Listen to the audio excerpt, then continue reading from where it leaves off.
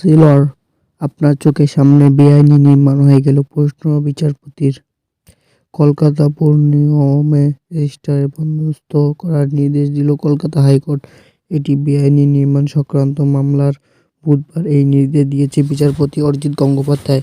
অর্থাৎ পুরসভার প্রতিনিধি বা কাউন্সিলর কাদের চিঠি পাঠাচ্ছে বা কার কাছ থেকে তাদের কাছে চিঠি আসছে, অফিসে এই সংক্রান্ত বিষয়ে নির্দেশ পাবে একটি খাতায় তা উল্লেখ রাখতে হবে।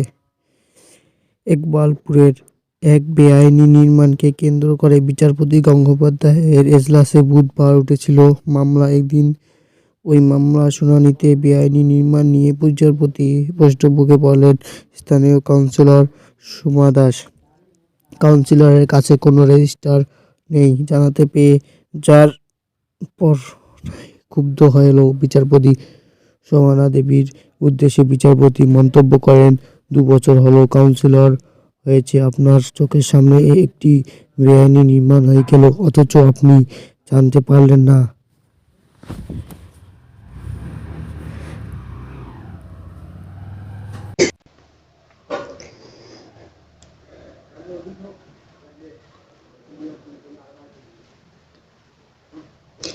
এরপরে কাউন্সিলর অফিস নিয়ে কড়া মন্তব্য করেন আদালতে। বিচারপতি গঙ্গোপাধ্যায়ের পর্যবেক্ষণে একটা আড্ডাখানা তো আছে, সেখানে সবাই মিলে বসে আড্ডা দেন।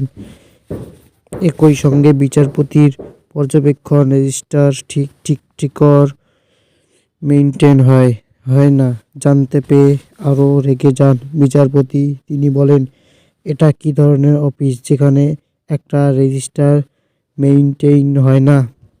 এরপরে প্রত্যেক কাউন্সিলর অফিসে যাতে ঠিকঠাক রেজিস্টার মেইনটেইন করে সেই নির্দেশ দেন বিচারপতি।